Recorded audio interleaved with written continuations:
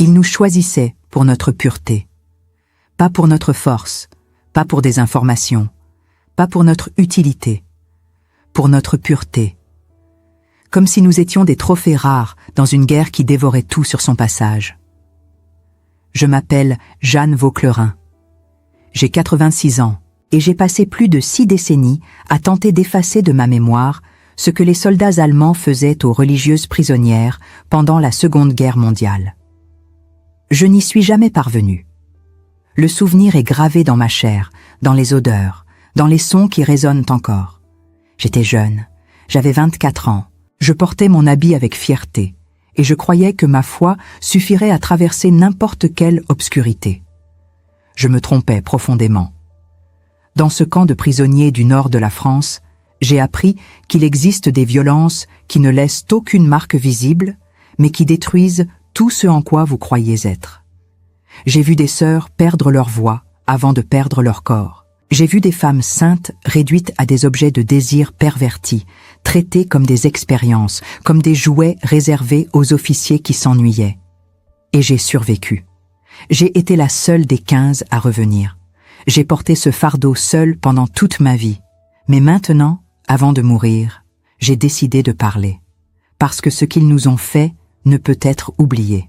Parce que lorsque nous effaçons ces histoires, la violence trouve l'espace pour revenir.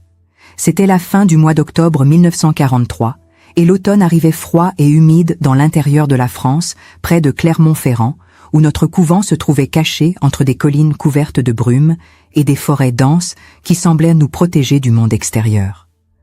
Nous vivions là depuis des années, en 15 religieuses de l'ordre de Notre-Dame de la Miséricorde, dévouées aux soins des oubliés, des enfants orphelins de guerre, des personnes âgées abandonnées par des familles qui avaient fui vers le sud, des malades que personne ne voulait plus toucher par peur ou par pauvreté.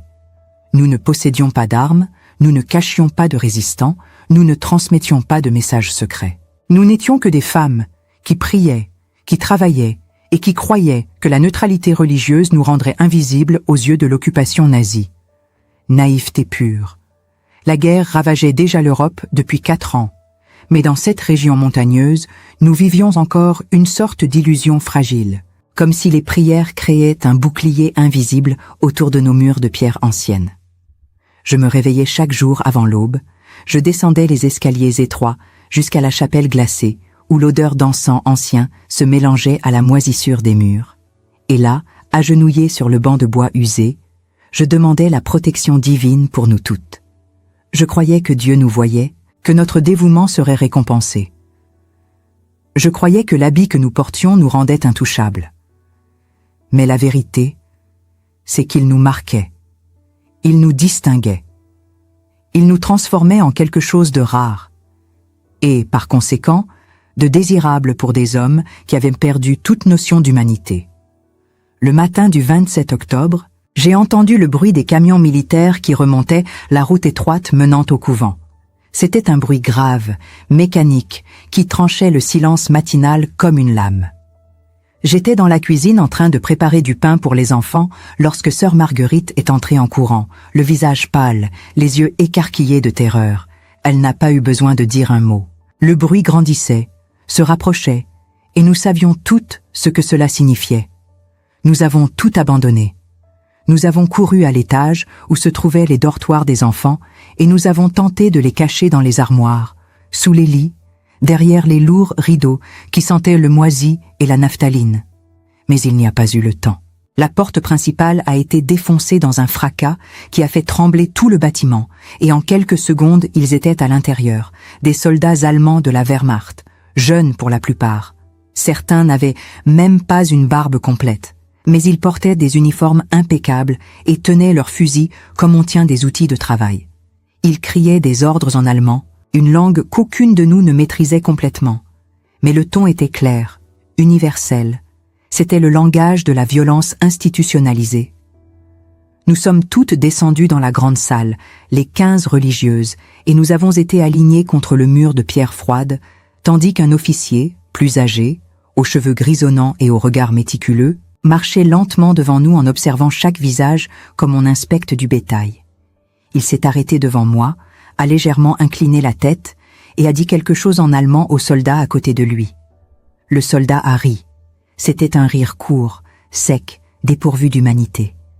Et à cet instant, sans encore comprendre complètement ce qui se passait, j'ai ressenti pour la première fois de ma vie ce que c'était d'être vu non pas comme une personne, mais comme un objet.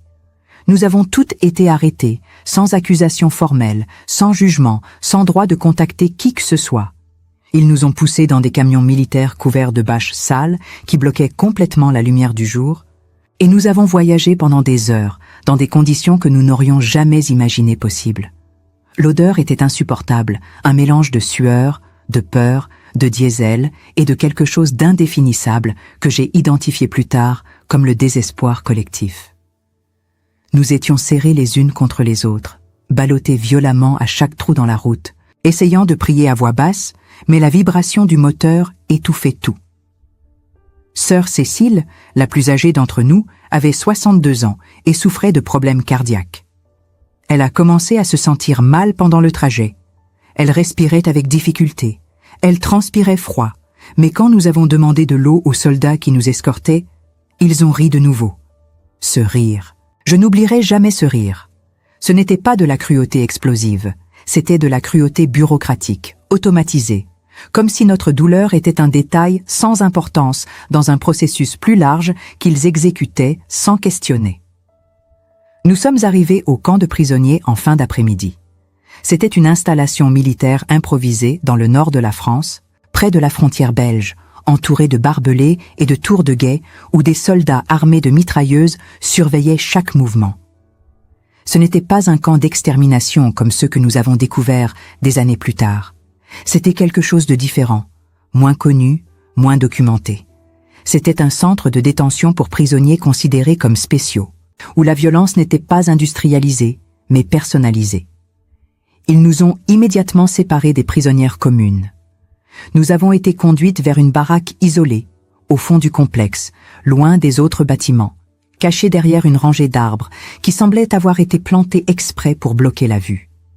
À l'intérieur, l'odeur était celle du bois humide, de la terre battue et de quelque chose de chimique qui piquait les yeux. Il y avait 15 lits de fer rouillé, des matelas fins tachés d'urine et de vieux sang, un seau dans le coin qui servait de toilette collective. Aucune fenêtre, une seule porte en métal verrouillée de l'extérieur. Et là, dans cette obscurité presque totale, tandis que nous tentions de comprendre ce qui nous arrivait, nous avons entendu pour la première fois ce qui allait se répéter toutes les nuits pendant les mois suivants. Des pas lourds qui s'approchaient, la clé qui tournait dans la serrure, la porte qui s'ouvrait lentement, et contre la faible lumière du couloir, la silhouette d'un officier allemand qui nous observait toutes comme on choisit quelque chose dans une vitrine. Il est entré lentement, a refermé la porte derrière lui, et a dit en français cassé, mais compréhensible, que nous devions maintenant comprendre notre nouvelle fonction, que nous n'étions plus des religieuses, que Dieu n'était pas là, que la pureté était quelque chose qui n'existait que tant qu'il le permettait. Et puis il a choisi.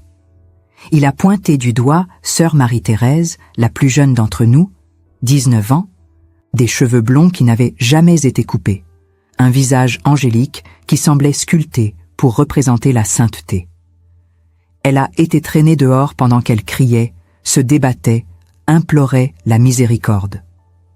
Nous avons essayé de la retenir, mais d'autres soldats sont entrés et nous ont repoussés contre les murs avec les crosses de leurs fusils. La porte s'est refermée. Et nous sommes restés là, dans le noir, à entendre les cris qui venaient d'un endroit proche, des cris qui ont commencé forts, désespérés, et qui ont diminué jusqu'à devenir des sanglots étouffés, puis le silence. Si vous êtes arrivé jusqu'ici, laissez un like sur cette vidéo, et dans les commentaires, dites-nous d'où vous regardez. Des histoires comme celle de Jeanne doivent être rappelées. Elles doivent être partagées. Parce que lorsque nous oublions, nous ouvrons l'espace pour que la violence revienne. Et parce que certaines vérités, aussi douloureuses soient-elles, ne peuvent être enterrées. Marie-Thérèse est revenue des heures plus tard. Elle n'a rien dit. Elle n'a pas pleuré. Elle a marché jusqu'à son lit, s'est allongée sur le côté face au mur et est restée immobile jusqu'au lever du jour. Son corps était là, mais quelque chose en elle avait été effacé. J'ai appris cette nuit-là qu'il existe des morts qui se produisent sans que le cœur cesse de battre. Et ce n'était que le début.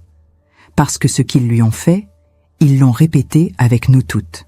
Nuit après nuit. Ils choisissaient une, parfois deux. Ils emmenaient, ils ramenaient.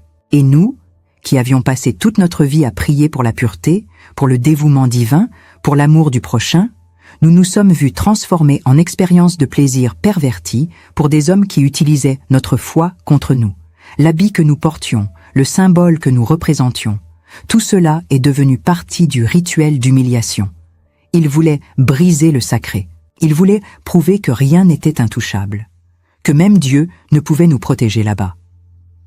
Je me souviens de la première fois où j'ai compris que nous n'étions pas des prisonnières ordinaires, que notre condition de religieuse nous plaçait dans une catégorie particulière, quelque chose de précieux et de méprisable à la fois.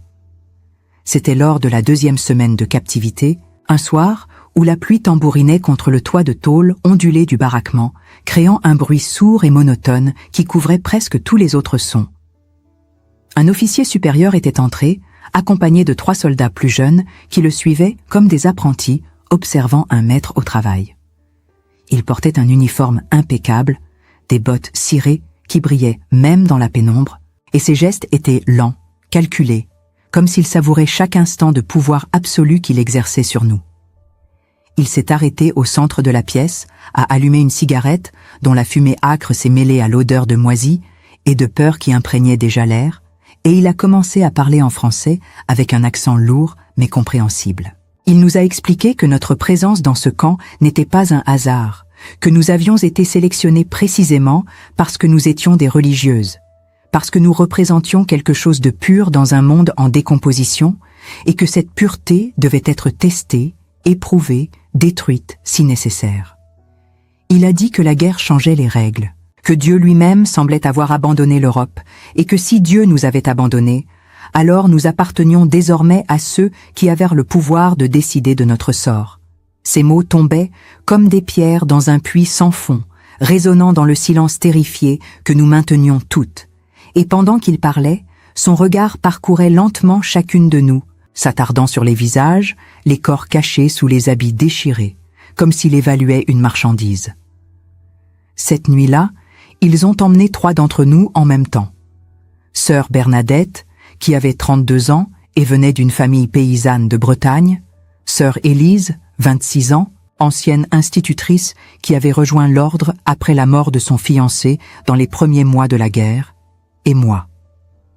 Ils nous ont fait sortir dans la nuit froide et humide, nous ont conduites à travers un dédale de baraquements faiblement éclairés par des lampes à pétrole qui projetaient des ombres grotesques sur les murs de bois gondolés, jusqu'à un bâtiment plus grand, plus solide, qui servait apparemment de quartier aux officiers.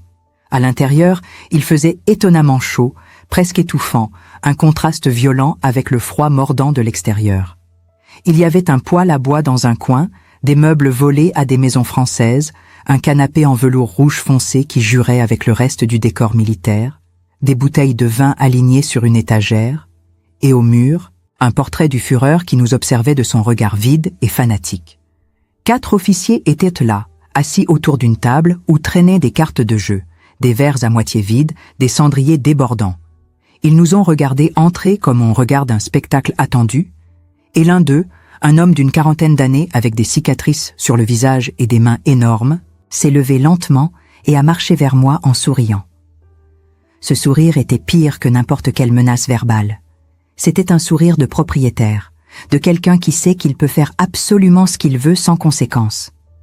Il a tendu la main, a touché mon visage, a passé ses doigts rugueux le long de ma joue et a murmuré quelque chose en allemand que je n'ai pas compris, mais dont le ton était suffisamment clair.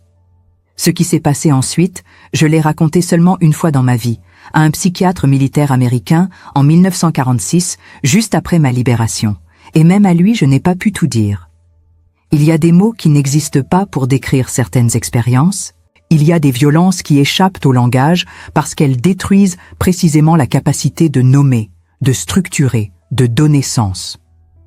Ce que je peux dire, c'est que j'ai appris cette nuit-là que le corps peut survivre à des choses que l'esprit refuse d'accepter, que l'âme peut se fragmenter en morceaux pour protéger ce qui reste de soi, et que la prière devient parfois une forme de folie nécessaire pour ne pas sombrer complètement. Je récitais le Notre Père en boucle dans ma tête, les yeux fermés si fort que je voyais des étoiles danser dans l'obscurité intérieure de mes paupières, et je m'imaginais ailleurs, dans la chapelle du couvent, agenouillé devant l'autel, sentant l'odeur de l'encens et entendant le chant grégorien qui résonnait contre les voûtes de pierre. Mais la réalité revenait toujours, brutale, inévitable, sous forme de douleur physique, de poids sur le corps, de souffle alcoolisé contre le visage, de rires étouffés des autres officiers qui observaient en fumant et en buvant comme s'ils assistaient à un divertissement banal. Quand ils ont eu fini avec moi, ils ont commencé avec Bernadette, puis Élise. Nous sommes restés là jusqu'à l'aube, et quand ils nous ont finalement ramenés au baraquement, le soleil se levait déjà, pâle et froid, éclairant un monde qui ne ressemblait plus à celui que j'avais connu. Les jours suivants se sont transformés en une routine cauchemardesque où le temps perdait tout sens, où les nuits et les jours se confondaient dans une succession infinie d'humiliations méthodiques. Nous avons appris à reconnaître les signaux, les moments où ils viendraient, les types d'officiers qui préféraient tel ou tel parmi nous. Certains aimaient les plus jeunes, d'autres les plus âgés. Certains voulaient de la résistance pour avoir l'excuse de frapper. D'autres préféraient la soumission totale qui leur donnait l'illusion d'un consentement. Il y avait une logique tordue dans tout cela, une hiérarchie invisible que nous avons fini par comprendre pour essayer de survivre. Sœur Marguerite, qui avait 40 ans et un visage sévère marqué par des années de travail dur, est devenue la cible d'un capitaine particulièrement sadique qui semblait jouir de briser ce qu'il percevait comme de la fierté. Il la faisait venir chaque nuit, parfois juste pour la regarder se déshabiller et se rhabiller en boucle pendant des heures, la forçant à réciter des prières pendant qu'il se moquait d'elle, lui crachait dessus, la frappait avec une ceinture quand elle hésitait. Marguerite a tenu 3 semaines avant de perdre complètement la raison. Un matin, nous l'avons trouvée accroupie dans un coin du baraquement, nue, se balançant d'avant en arrière, en marmonnant des fragments de latin qui ne formaient plus aucune phrase cohérente. Elle ne nous reconnaissait plus, ne répondait plus à nos tentatives de la réconforter, et quelques jours plus tard, ils l'ont emmenée. Nous ne l'avons jamais revue. Nous avons appris par un gardien qui parlait un peu français qu'elle avait été transférée dans un asile psychiatrique militaire quelque part en Allemagne. Morte ou vivante, nous ne l'avons jamais su. La déshumanisation était progressive, méthodique, presque scientifique dans son application. Il ne nous donnait presque rien à manger, juste assez pour nous maintenir en vie, mais dans un état constant de faiblesse qui rendait toute résistance physique impossible. Du pain noir dur comme de la pierre, une soupe claire où flottaient là parfois des morceaux de légumes pourris, de l'eau trouble qui nous donnait des crampes d'estomac. Nous avons toutes perdu énormément de poids en quelques semaines. Nos habits devenus trop grands pendaient sur nos corps émaciés. Nos visages creusés prenaient l'apparence de crânes recouverts de peau fine et grise. Mais le pire n'était pas la faim physique, c'était la destruction systématique de notre identité, de tout ce qui nous définissait avant. Il nous interdisait de prier ensemble, de chanter, de nous réconforter mutuellement. Quand il nous surprenait à réciter le rosaire ou à nous tenir la main dans l'obscurité, il nous séparait, nous frappait, nous privait de la maigre ration de nourriture du lendemain. L'objectif était clair, nous briser non seulement physiquement, mais spirituellement, nous arracher cette foi qui était notre dernière dignité, notre dernier refuge. Et pour certaines d'entre nous, ils ont réussi. Sœur Cécile, la plus âgée, est morte en décembre 1943, officiellement d'une pneumonie, mais en réalité de désespoir, de cette forme particulière de mort où le corps cesse simplement de lutter parce que l'esprit a déjà abandonné. Elle s'est éteinte une nuit pendant son sommeil, et le lendemain matin, ils ont jeté son corps dans une fosse commune, sans cérémonie, sans prière, comme on jette un déchet. L'hiver 1943 fut le plus long et le plus froid que j'ai jamais connu, non pas seulement à cause des températures qui descendaient bien en dessous de 0, transformant notre baraquement en congélateur où nous nous serrions les unes contre les autres pour ne pas mourir de froid pendant la nuit, mais surtout à cause de cette sensation que le temps lui-même s'était arrêté, que nous étions piégés dans une boucle infernale qui ne finirait jamais. Les journées se ressemblaient toutes, grises, interminables, rythmées uniquement par la faim, la peur et les visites nocturnes qui continuaient sans relâche. Certains officiers devenaient des habitués, développaient des préférences, réclamaient toujours la même parmi nous comme on commande son plat préféré dans un restaurant.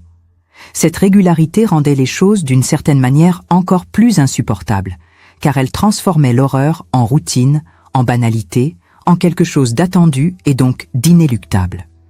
Je me souviens d'un lieutenant jeune, peut-être 25 ans, blond, yeux bleus, qui aurait pu passer pour l'incarnation parfaite de la propagande aryenne et qui me choisissait presque chaque semaine. Il ne parlait jamais, ne me regardait jamais dans les yeux, accomplissait ce qu'il venait faire avec une efficacité mécanique, puis repartait immédiatement, comme s'il effectuait une tâche administrative. Cette froideur était d'une certaine manière plus terrifiante que la cruauté ouverte, car elle révélait à quel point nous étions devenus des non-personnes, des objets fonctionnels, sans intériorité, sans âme. Mais il y avait aussi des moments, rares et précieux, où quelque chose d'humain survivait malgré tout. Sœur Anne-Marie, qui avait 28 ans et venait d'une famille bourgeoise de Lyon, avait réussi à cacher un tout petit crucifix en bois qu'elle gardait cousu dans l'ourlet de son habit. Chaque nuit, après que les gardes avaient fait leur dernière ronde et que nous étions certaines d'être seules, elle le sortait délicatement et nous le passions de main en main dans l'obscurité, chacune le tenant quelques secondes, le serrant contre sa poitrine, murmurant une prière silencieuse. Ce geste simple, ce petit morceau de bois sculpté qui ne valait rien matériellement, devenait notre ancre, notre preuve que nous existions encore en tant qu'êtres spirituels, que quelque chose en nous résistait malgré tout. Un soir de janvier 1944, un garde a découvert le crucifix pendant une fouille surprise. Ils ont retourné tout le baraquement, ont arraché les matelas, vidé nos maigres possessions et ont fini par trouver ce minuscule objet que Anne-Marie tentait désespérément de dissimuler dans sa main fermée. Le garde l'a arraché brutalement, l'a regardé avec un mélange de dégoût et de curiosité, puis l'a jeté par terre et l'a écrasé sous sa botte jusqu'à ce qu'il ne reste que des fragments de bois. Ensuite, il a frappé Anne-Marie avec une telle violence qu'elle a perdu 2 dents et est restée inconsciente pendant plusieurs heures. Quand elle s'est réveillée, le premier mot qu'elle a prononcé fut « pardon ». Et ce pardon était adressé non pas à ses bourreaux, mais à nous, comme si elle se sentait coupable d'avoir mis en danger notre dernier lien avec Dieu. Les semaines passaient et nous étions de moins en moins nombreuses. Sœur Hélène, 35 ans, a tenté de s'échapper en février, profitant d'un moment de confusion pendant un transfert de prisonniers.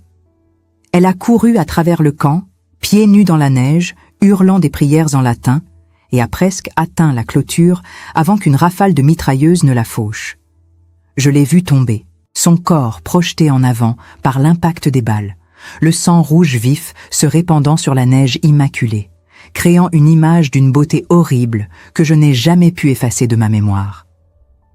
Ils ont laissé son cadavre là pendant 3 jours comme avertissement, et nous devions passer à côté chaque fois que nous sortions pour les corvées. Sœur Gabrielle, la plus silencieuse d'entre nous, celle qui n'avait jamais pleuré même lors des pires tortures, s'est pendue en mars avec un morceau de corde qu'elle avait patiemment tressé à partir de fils arrachés à son habit. Nous l'avons découverte au petit matin, suspendue à une poutre, le visage d'une pâleur cireuse, et cette fois même les gardes ont semblé troublés, comme si le suicide représentait une forme de victoire pour nous, un choix qu'ils ne pouvaient pas contrôler. Le printemps 1944 apporta des changements subtils mais perceptibles. Les bombardements alliés devenaient plus fréquents, nous entendions les sirènes, les explosions lointaines qui faisaient trembler le sol, et nous percevions dans l'attitude des gardes une nervosité croissante, une peur qu'ils ne pouvaient plus dissimuler complètement. Les officiers venaient moins souvent, et quand ils venaient, ils étaient plus brutaux, plus pressés, comme s'ils savaient que leur temps était compté et voulaient extraire jusqu'à la dernière goutte de pouvoir avant que tout s'effondre. En juin 1944, après le débarquement allié en Normandie, dont nous n'avons appris l'existence que plusieurs semaines plus tard, le camp est entré dans une phase chaotique où l'organisation militaire stricte a commencé à se désintégrer.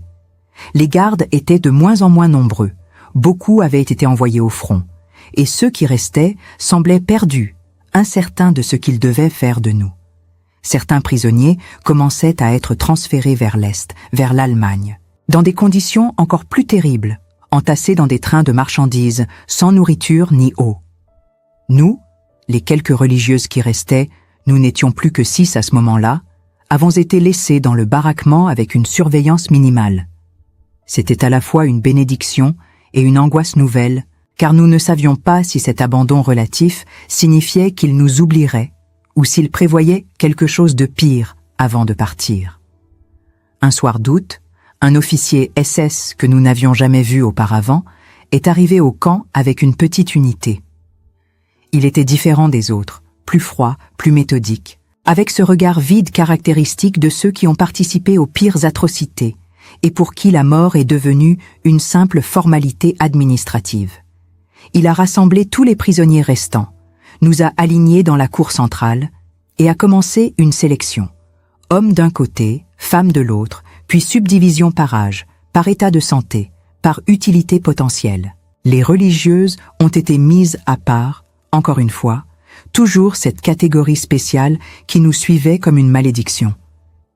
L'officier SS s'est approché de nous, a consulté un registre et a annoncé que nous serions transférés le lendemain vers une destination non spécifiée.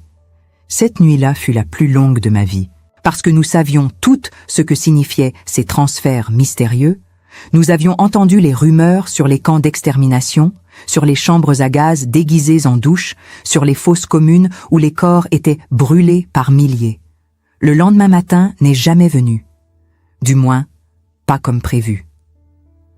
Vers 4 heures, alors que la nuit était encore noire et épaisse, que l'obscurité semblait peser sur nous comme une présence physique, des explosions ont secoué le camp avec une violence inouïe.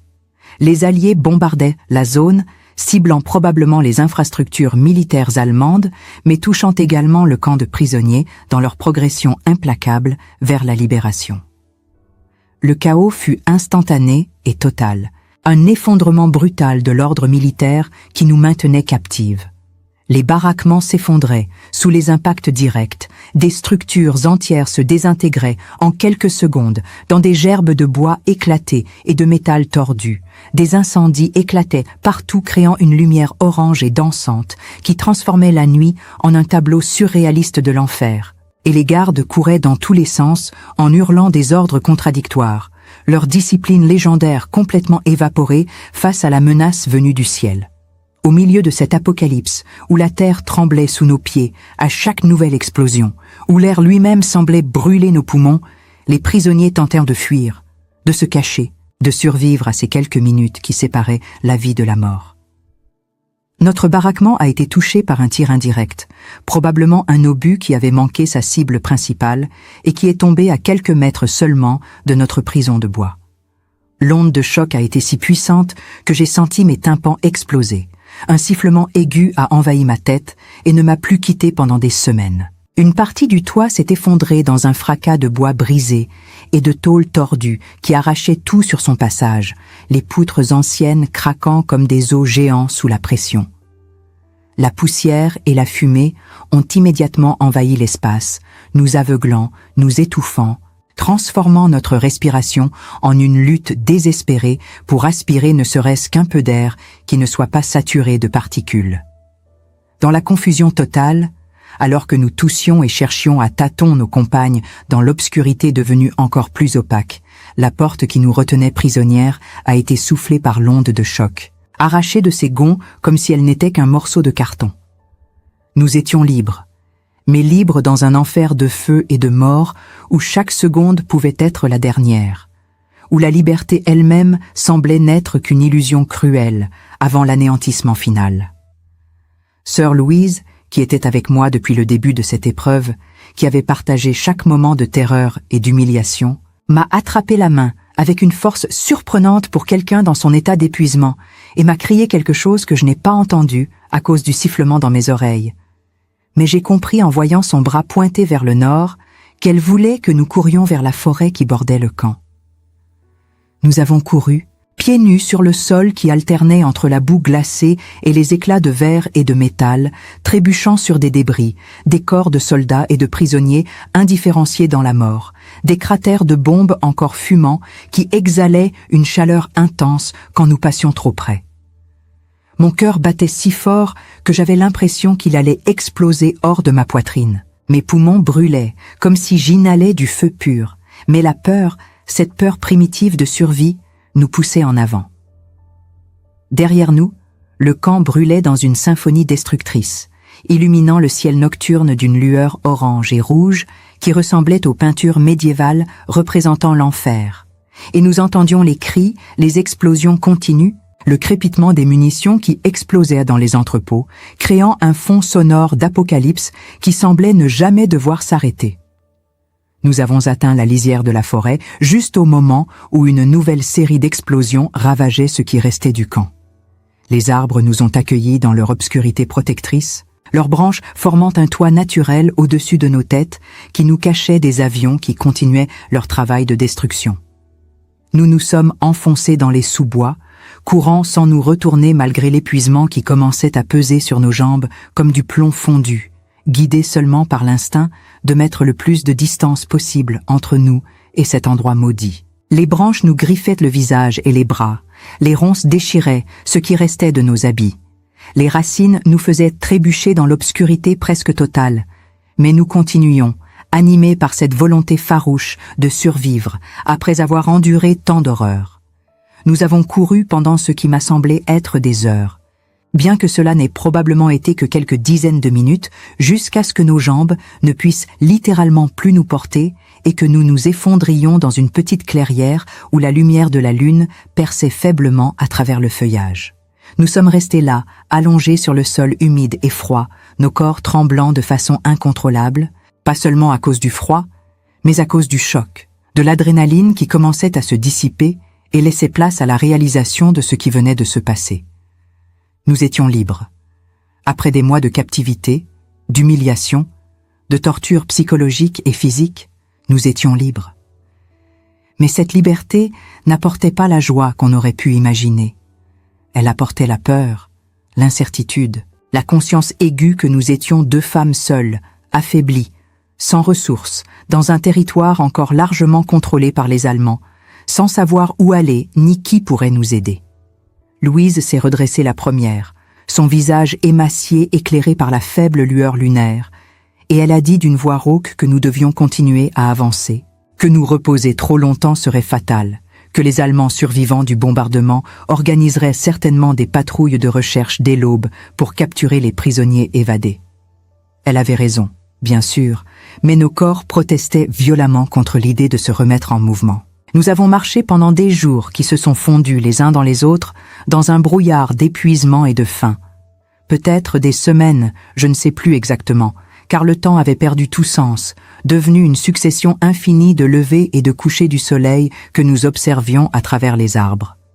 Nous évitions soigneusement les routes, les villages, tout ce qui pouvait abriter des soldats allemands ou des collaborateurs français qui nous dénonceraient immédiatement. La France était encore largement occupée en août 1944, et se déplacer à travers le territoire était extrêmement dangereux. Nous nous nourrissions de ce que la forêt offrait, des baies dont nous n'étions même pas certaines de la comestibilité, mais que nous mangions quand même parce que l'alternative était de mourir de faim, des racines que nous arrachions du sol avec nos mains nues, des champignons qui nous rendaient parfois malades, mais nous permettaient de continuer un jour de plus, de l'eau de ruisseau que nous buvions directement à la source en priant pour qu'elle ne soit pas contaminée. Nous dormions cachés dans des granges abandonnées quand nous en trouvions, enfouis dans le foin qui nous gardait un peu au chaud et nous cachait des regards, ou sous des ponts où le bruit de l'eau couvrait nos respirations difficiles et nos sanglots occasionnels quand la pression devenait trop forte. La nuit, les cauchemars nous visitaient avec une régularité implacable. Je me réveillais en hurlant, croyant sentir encore les mains sur mon corps, entendre les rires des officiers, voir les visages de mes sœurs disparues, qui me regardaient avec des yeux accusateurs, comme si j'étais responsable de leur mort. Louise me réveillait doucement, me serrait contre elle malgré sa propre faiblesse. murmurait des prières fragmentées qui n'avaient plus beaucoup de sens, mais dont le rythme familier apportait un certain réconfort. Nous ne parlions presque jamais de ce qui s'était passé dans le camp. C'était comme si les mots eux-mêmes avaient été contaminés par cette expérience, comme si prononcer à voix haute ce que nous avions vécu risquait de le rendre encore plus réel, encore plus permanent dans nos mémoires déjà saturées d'horreur. Un matin, environ 2 semaines après notre évasion, alors que nous marchions le long d'un sentier forestier à peine visible, Louise s'est effondrée. Elle n'a pas trébuché, elle n'a pas glissé. Elle s'est simplement effondrée comme si les fils invisibles qui maintenaient son corps en mouvement avaient été coupés d'un coup. Je me suis agenouillée à côté d'elle. J'ai essayé de la relever, mais elle était brûlante de fièvre. Son corps tremblait de façon incontrôlable, et ses yeux ne me reconnaissaient plus vraiment. Elle avait probablement contracté une pneumonie ou une autre infection que son système immunitaire affaibli ne pouvait plus combattre. J'ai tenté de la porter, de la traîner, mais j'étais moi-même tellement faible que je n'arrivais à la déplacer que de quelques mètres avant de devoir m'arrêter, haletante. J'ai trouvé un endroit relativement abrité, sous un grand chêne dont les racines formaient une sorte de niche naturelle, et je l'y ai installée du mieux que j'ai pu, couvrant son corps frissonnant, avec des feuilles mortes et des branches pour la garder au chaud. J'ai passé 3 jours à côté d'elle, refusant de l'abandonner, essayant de la faire boire, lui tenant la main pendant qu'elle délirait, parlant à des personnes qui n'existaient plus, revivant des moments de notre captivité dans un flux décousu de mots qui me brisaient le cœur. Le 3e matin, au lever du soleil, elle a ouvert les yeux avec une clarté soudaine qui m'a donné un bref espoir.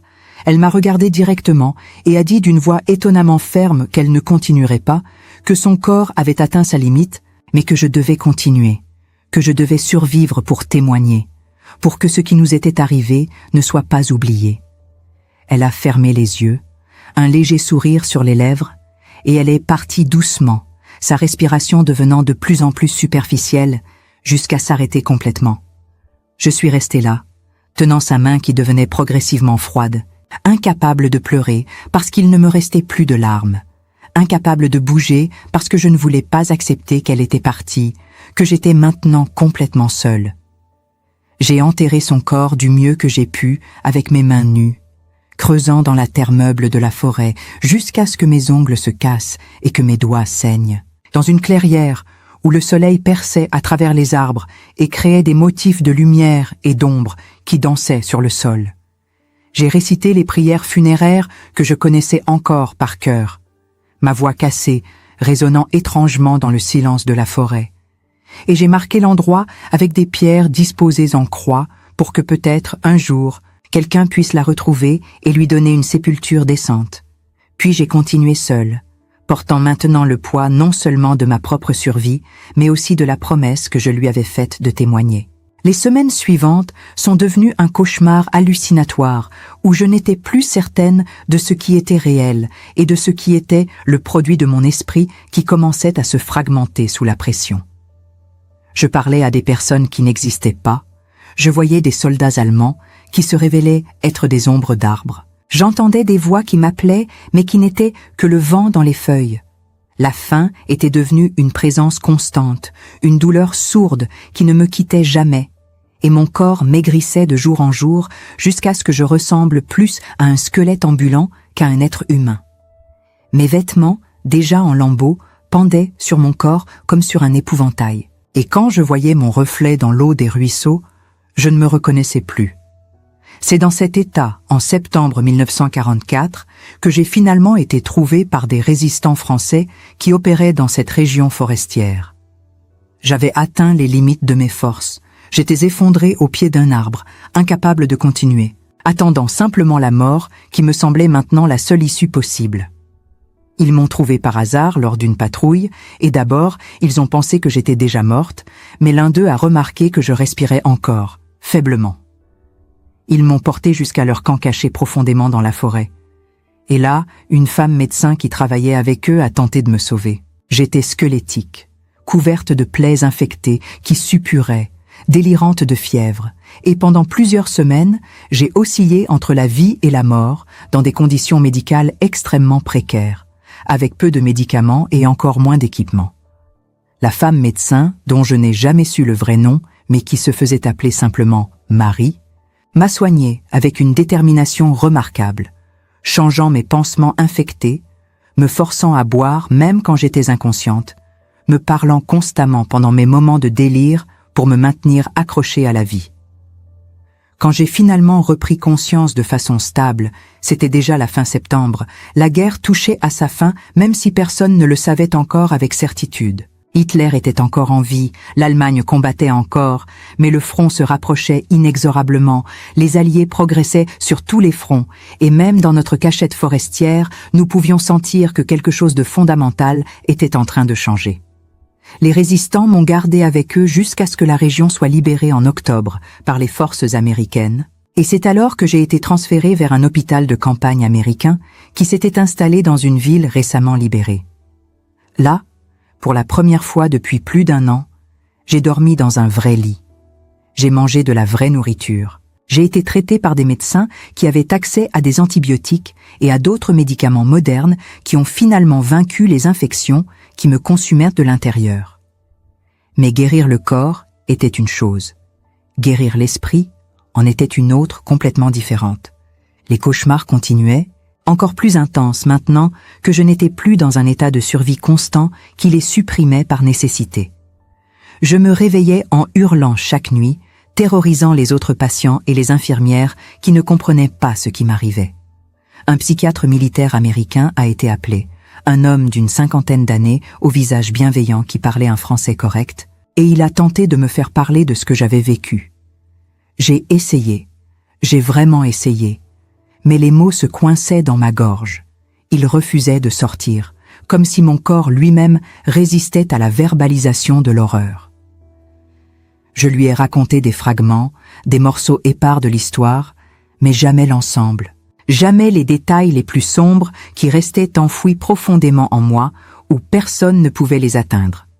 Il a diagnostiqué ce qu'ils appelaient, à l'époque, névrose de guerre, un terme inadéquat pour décrire la destruction psychologique complète que représentait ce que nous avions vécu.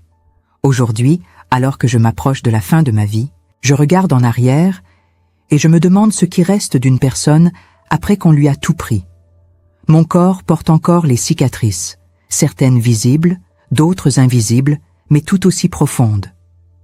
Je n'ai jamais pu avoir d'enfant, non seulement à cause des dommages physiques subis, mais surtout parce que l'idée même de l'intimité, de la vulnérabilité, du toucher, me terrifiait au-delà de toute expression.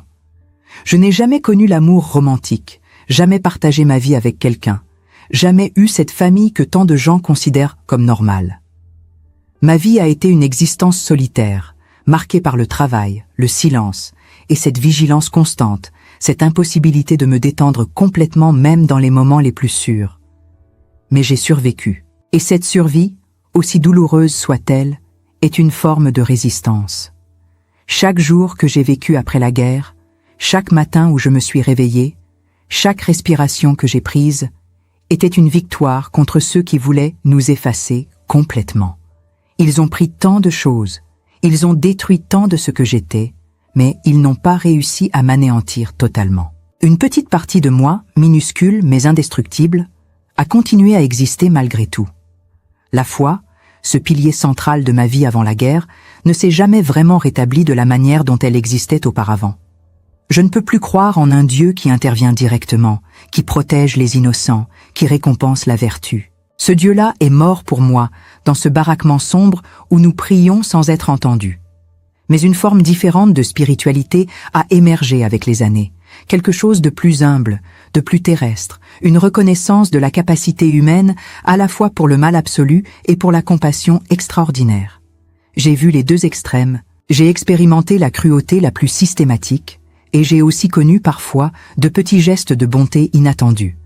Un garde qui détournait le regard pour nous laisser voler un morceau de pain, un prisonnier qui partageait sa maigre ration, une infirmière après la guerre qui tenait ma main pendant les cauchemars sans poser de questions. Ces moments minuscules de lumière dans l'obscurité totale sont ce qui m'a permis de continuer, de croire que l'humanité, malgré tout, valait quelque chose. Je pense souvent à mes sœurs disparues, à leurs visages, leurs voix, leurs rires d'avant. Sœur Marie-Thérèse qui chantait si magnifiquement pendant les offices, Sœur Bernadette qui racontait des histoires drôles pour faire rire les enfants orphelins, Sœur Marguerite qui était stricte mais juste, qui nous apprenait la discipline et la dignité. Elles méritaient de vivre longtemps, d'avoir des vies pleines, de vieillir en paix entourées de respect et d'amour. Au lieu de cela, elles ont été brisées, jetées, oubliées. Leur seul crime était de porter un habit qui les identifiait comme religieuses, d'incarner une pureté qui dérangeait, qui devait être souillée pour prouver qu'aucune valeur n'était sacrée dans ce monde en guerre. Les années qui ont suivi la guerre ont vu l'émergence de nombreux témoignages sur les camps de concentration, sur les chambres à gaz, sur les expériences médicales, sur toutes les horreurs que le régime nazi avait perpétrées. Mais certaines catégories de victimes sont restées dans l'ombre, leurs histoires jugées trop embarrassantes, trop spécifiques, trop dérangeantes pour être intégrées dans le grand récit de la mémoire collective. Les femmes violées systématiquement, les religieuses utilisées comme objets sexuels, les prisonnières dont la souffrance n'était ni industrialisée, ni documentée avec la précision bureaucratique des autres atrocités, nous sommes restés des notes de bas de page, des anecdotes mentionnées brièvement, puis rapidement oubliées. Ce silence a été une deuxième violence, une négation de notre expérience, un message implicite que ce qui nous était arrivé n'était pas aussi important, pas aussi digne de mémoire que d'autres souffrances. Et pourtant, notre histoire fait partie intégrante de la compréhension de ce que fut vraiment la guerre, de la manière dont le pouvoir absolu corrompt absolument, de la façon dont la déshumanisation permet tous les crimes. En témoignant aujourd'hui, si tard dans ma vie, j'espère contribuer, même modestement, à combler cette lacune historique, à rendre visibles celles qui ont été effacées, à donner une voix à celles qui n'ont plus la possibilité de parler. Il y a une question que les gens me posent souvent quand ils apprennent mon histoire, est-ce que j'ai pardonné? C'est une question complexe, chargée d'attentes morales et religieuses. On attend d'une ancienne religieuse qu'elle pardonne, que sa foi transcende la haine, que la miséricorde l'emporte sur la vengeance. Mais le pardon, tel que je le comprends maintenant, n'est pas un bouton qu'on appuie, un choix simple qu'on fait une fois pour toutes. C'est un processus, une lutte quotidienne, un équilibre précaire entre la reconnaissance de l'humanité fondamentale même chez les bourreaux et le refus absolu d'excuser l'inexcusable. Je ne pardonne pas les actes, jamais, car les pardonner serait les diminuer, serait suggérer qu'ils étaient acceptables ou compréhensibles dans leur contexte. Mais j'ai appris, très lentement et douloureusement, à ne pas laisser la haine consumer le peu de vie qu'il me restait. J'ai appris que porter la haine éternellement, c'est permettre aux bourreaux de continuer à me détruire des décennies après les faits.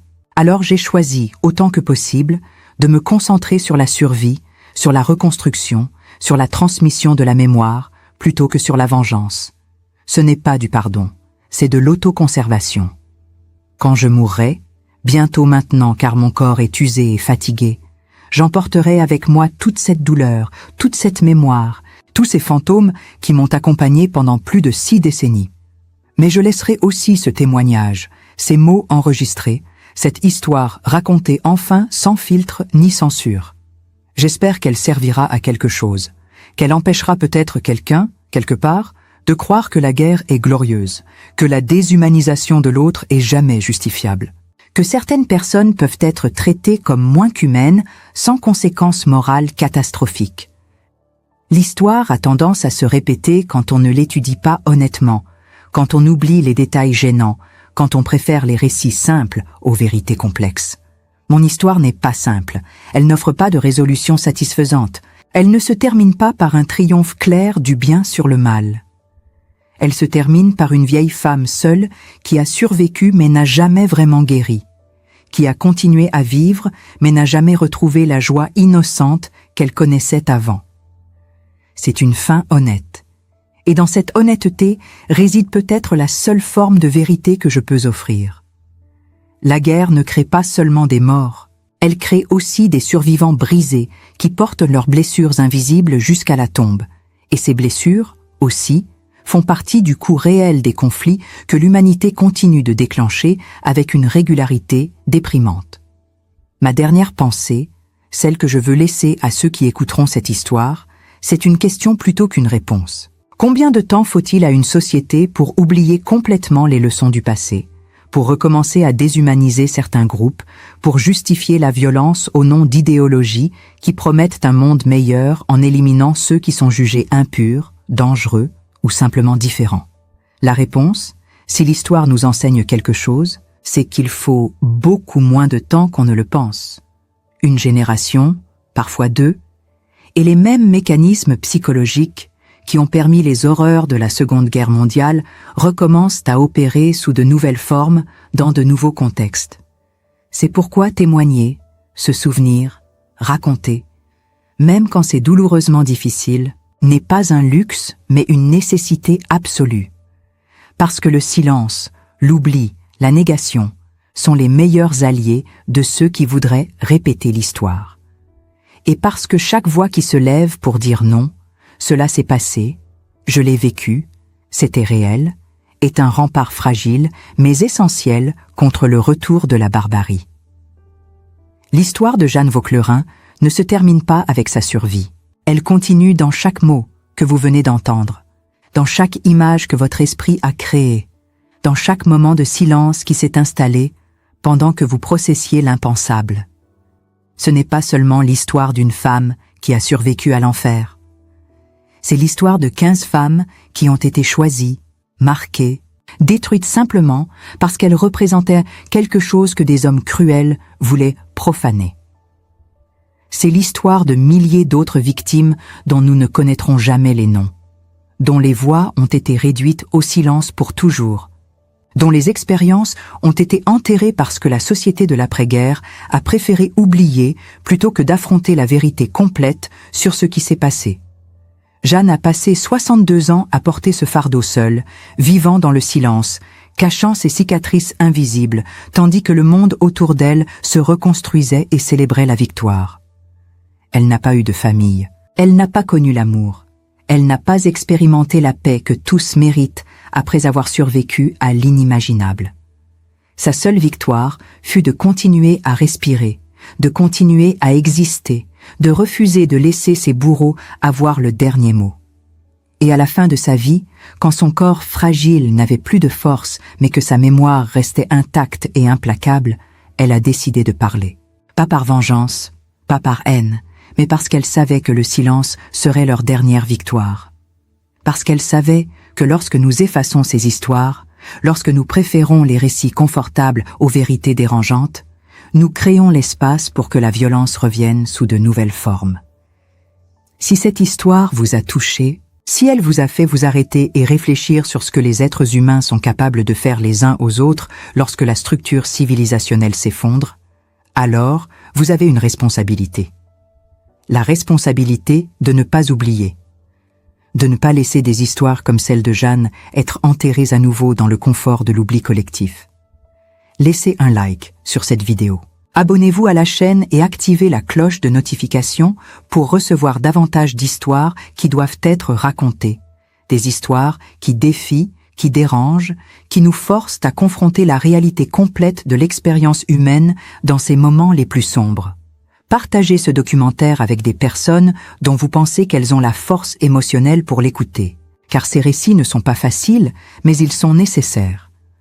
Dans les commentaires ci-dessous, dites-nous d'où vous regardez, mais plus important encore, partagez vos réflexions. Qu'est-ce que cette histoire a éveillé en vous? Quelles questions a-t-elle soulevé sur la nature humaine, sur le pouvoir, sur la fragilité des structures qui nous protègent de la barbarie? Comment pouvons-nous, en tant que société, garantir que nous connaissons l'histoire complète, pas seulement les versions aseptisées qui sont confortables à consommer? Jeanne n'est plus là pour lire vos commentaires. Elle est décédée en 2010 en emportant avec elle tant d'autres histoires qui n'ont jamais trouvé de mots. Mais son courage à parler nous inspire tous à ne pas détourner le regard, à ne pas choisir le confort de l'ignorance plutôt que la douleur de la conscience. Chaque visualisation de cette vidéo, chaque commentaire, chaque partage est un acte de résistance contre l'oubli. C'est une façon d'honorer non seulement Jeanne, mais toutes les victimes anonymes dont les histoires ne seront jamais racontées, dont les noms se sont perdus dans le chaos de la guerre, dont les expériences ont été délibérément effacées parce qu'elles révélaient des vérités trop dérangeantes sur ce qui se passe lorsque le pouvoir absolu rencontre la déshumanisation systématique. En soutenant cette chaîne, vous soutenez le travail de préservation de la mémoire historique, de donner une voix aux réduits au silence, d'illuminer les coins sombres de l'histoire que beaucoup préféreraient laisser dans l'ombre. La dernière question que Jeanne a laissée résonne au-delà de sa mort, exigeant que chaque génération y réponde à nouveau. Combien de temps faut-il à une société pour oublier complètement les leçons du passé et commencer à répéter les mêmes erreurs sous de nouveaux drapeaux, avec de nouvelles justifications, mais avec la même logique destructrice de déshumanisation? La réponse est entre nos mains. Elle réside dans notre choix de nous souvenir ou d'oublier, de confronter ou d'ignorer, de transmettre ces histoires aux prochaines générations, ou de les laisser mourir avec nous. Jeanne a accompli sa part. Elle a parlé quand il était plus facile de rester silencieuse. Elle a témoigné quand le témoignage coûtait de revivre chaque moment de tourment. Maintenant, il nous appartient de garantir que son témoignage n'a pas été vain, que les mots qui lui ont tant coûté à prononcer ne se perdent pas dans le bruit infini de l'ère numérique, mais trouvent des oreilles disposées à écouter et des cœurs disposés à porter en avant le poids sacré de la mémoire.